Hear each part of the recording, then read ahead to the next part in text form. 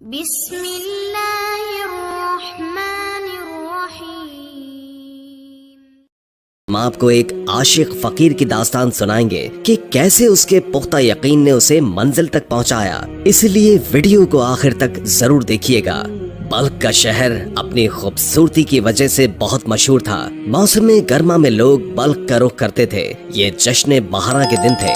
وہاں سے ایک کارواں گزر رہا تھا۔ اس میں ایک انتہائی خوبصورت نوجوان تھا، لیکن اس کے کپڑے پھٹے پرانے تھے۔ بہار کے بعد جب سب لوگ بلخ سے واپس اپنے اپنے مسکن کی طرف رواں دواں تھے، لیکن وہ نوجوان بلخ میں ہی رہا۔ اسے اس شہر میں اپنے لیے سکون ملا۔ اس نے یہاں پر جھاڑیوں میں اپنے لیے ایک کٹیا بنا لی اور وہیں رہنے لگا۔ وہ وہیں بھٹکتا پھرتا۔ ایک دن شام کا وقت تھا۔ فقیر شہر کی گشت سے واپس لوٹ رہا تھا، لیکن آج نہ جانے کیوں وہ کچھ اداس تھا۔ طبیعت بہلانے کے لیے وہ باغ میں چلا گیا۔ اسے وہاں کچھ آواز آئی۔ اس نے وہاں موجود شخص نے کہا، تم جہاں سے بھی آئے ہو واپس لوٹ جاؤ۔ تمہیں معلوم نہیں کہ آج سلطان بلخ کی شہزادی یہاں گشت کے لیے تشریف لائی ہے؟ فقیر نے جب شہزادی کو دیکھا تو ان کی خوبصورتی سے بے حد متاثر ہوا۔ شہزادی کنیزوں کے جھرمٹ میں آگے بڑھی۔ فقیر شہزادی سے اس قدر متاثر ہوا کہ ساری رات سو نہیں سکا۔ اس کے دل میں شہزادی کے لیے محبت پیدا ہو گئی۔ وہ شہزادی کے عشق میں بے حال ہو گیا۔ کچھ عرصے کے بعد اس نے خود کو سنبھال لیا۔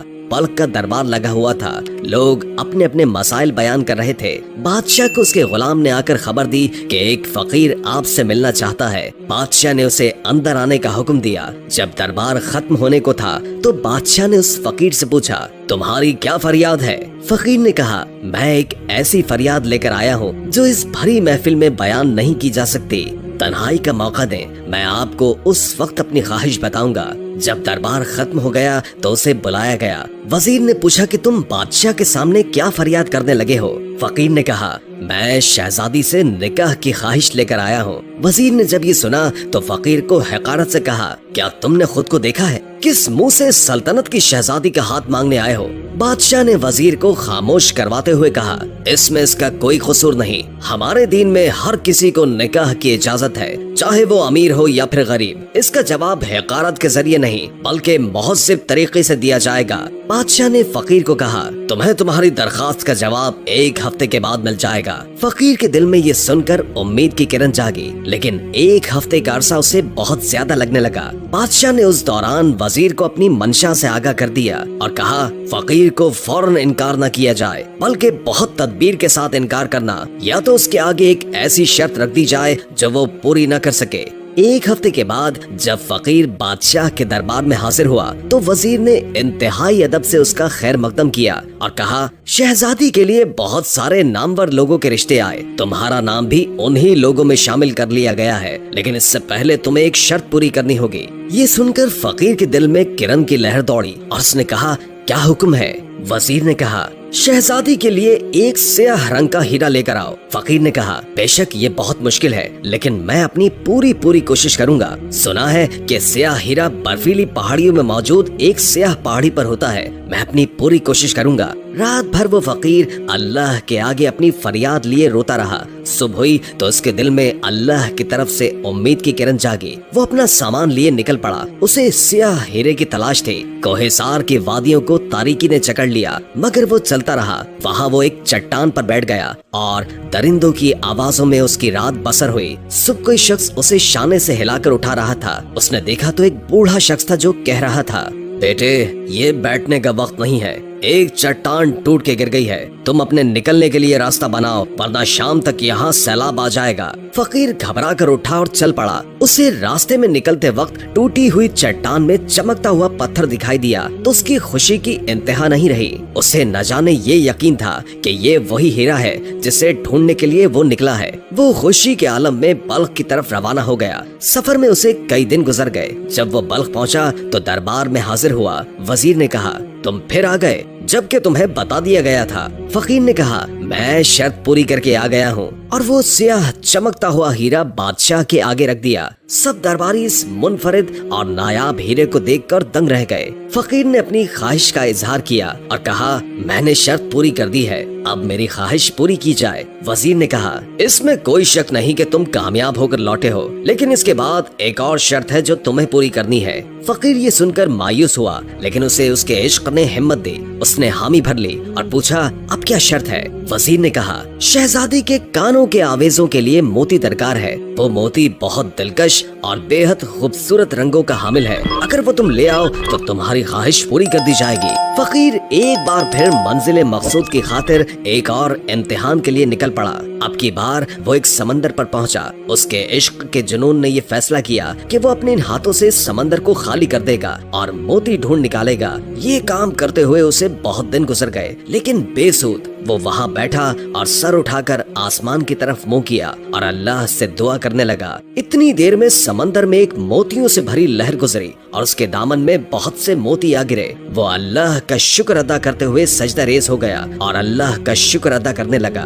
खुशी और तशक्कुर के इस आलम में वो दामन में भरे मोती लेकर बल्ख की तरफ वापस पलट गया। बादशाह के दरबार में पहुंचकर उसने अपने दामन में भरे सारे मोती बादशाह के आगे पेश किए, इस उम्मीद के साथ कि अब वो अपनी मंजिल पा चुका है। लेकिन वजीर ने उसके इस जुनून का मजाक उड़ाते हुए कहा, तुम कहाँ और शहजादी कहाँ? अभी भी वक्त है कि तुम अपनी इस जुनूनियत से बाहर आ जाओ। इतनी देर में एक शहजादी दौड़ती हुई आई और कहा कि शहजादी की तबीयत खराब हो रही है, वो बेहोश होकर गिर गई हैं। महल में कोहराम बर्पा हो गया। बादशाह के पहुँचते पहुँचते शहजादी दारे फानी से कूच कर चुकी थी। हर तरफ सोग का आलम था। बादशाह पागल हो गया। पूरा बल्ख शहजादी की मौत पर सोग मना रहा था, लेकिन इस आलम में उस फकीर के चेहरे पर कोई इस्तराब मौजूद नहीं था। जब शहजादी का जनाजा उठाया गया तो वो फकीर भी उसमें शामिल हो गया। शहजादी को मनो तले मट्टी में दफना दिया गया। उसी दौरान रात हो गई और पूरा बल्ख सोगवार हालत में सो गया। लेकिन इस दौरान वो फकीर जागता रहा और अपने इश्क की खातिर शाही कब्रिस्तान में जा पहुंचा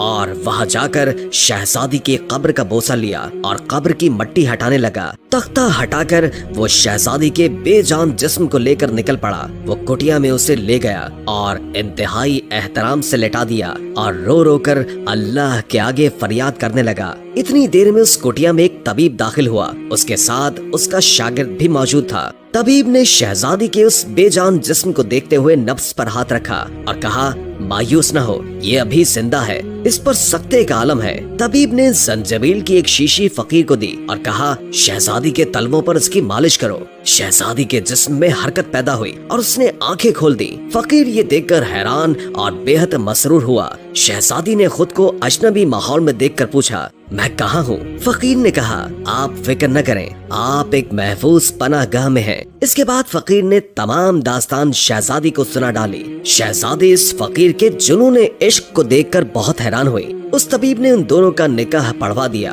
और अपने शागिर्द को गवाह बनाया। फकीर की खुशी का कोई आलम नहीं था। वह आज खुशी से झूम रहा था। वो तशक्कुर के आलम में सजदे में गिर गया और कहा, बेशक अल्लाह तेरे बस में सब कुछ है, तुझसे कभी नाउमीद नहीं होना चाहिए। आहिस्ता आहिस्ता फकीर की खुशहाली का दौर शुरू हो गया। शहजादी ने बाहम अपने साथी शौहर का साथ दिया और खुशी से उसके साथ रहने लगी। फकीर की कुटिया महल से ज्यादा दूर नहीं थी। महल की लाडली बेटी की मौत के बाद बादशाह पहले जैसा न रहा। वो दीन की तरफ रागिब हो गया और बहुत सी मसाजिद और मदरसे तामीर करवाए। बादशाह हफ्ते में एक बार बच्चों के साथ एक महफिल मुनक्किद करवाता। बादशाह के आने पर बच्चों ने उसे सलाम किया। बादशाह की नजर एक बच्चे पर पड़ी और नजर वहीं ठहर गई।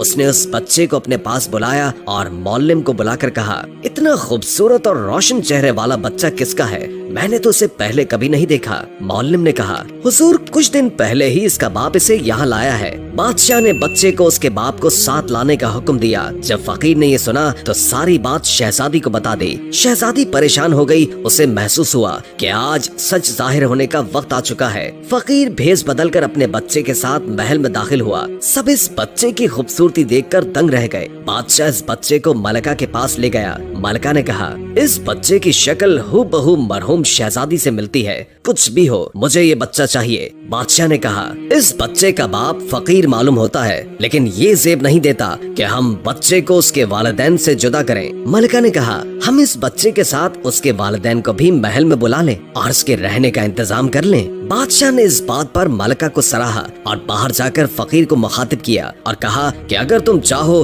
तो मलिका इस बच्चे को अपने साथ रखना चाहती है। फकीर ने कहा, इसकी माँ कभी इजाजत नहीं देगी। बादशाह ने कहा, अगर बच्चा अपने माँ बाप समेत महल में आ जाए तो सब बेहतर हो जाएगा। फकीर ने कहा, फिलहाल मैं कुछ नहीं कह सकता। बादशाह ने कहा, मलका तुम्हारी बीवी से खुद बात कर लेगी। मलका महल से निकली और फकीर की झोपड़ी की तरफ अपनी शाही सवारी में निकल गई। जब वो झोपड़ी के आगे रुकी तो फकीर को खबर दी गई कि मलका तुम्हारी बीवी से मिलने आई है। फकीर बौखला गया और शहजादी को जाकर बताया। उसी दौरान मलका झोपड़ी में दाखिल हो गई और देखकर सकते में रह गई और बोली, शहजादी क्या ये तुम हो? क्या तुम मेरी बेटी हो? लेकिन मुर्दे कैसे जिंदा हो सकते हैं? शहजादी ने अपनी माँ को सारी दास्तान सुना डाली। आहिस्ता आहिस्ता पूरे बल्ख में ये खबर फैल गई और हर तरफ खुशी मनाई गई। बादशाह ये सुनकर खुशी से फूले नहीं समाया। उसने फकीर को गले लगा लिया और उसका महल में पुरतपाक इस्तकबाल किया गया। इस तरह सब हंसी खुशी रहने लगे। इस कहानी से हमें ये सबक मिलता है कि हमें अल्लाह की जात से कभी मायूस नहीं होना चाहिए। अगर अल्लाह की जात पर पुख्ता यकीन हो तो अल्लाह की रजा से नामुमकिन मुमकिन में तब्दील हो सकता है। उम्मीद है कि आज की वीडियो आपको अच्छी लगी होगी। अगर वीडियो अच्छी लगी हो तो लाइक करके हमारे चैनल को सब्सक्राइब कर दें और बेल आइकॉन को क्लिक कर दें ताकि हमारी नई आने वाली वीडियोस का आपको पता चलता रहे।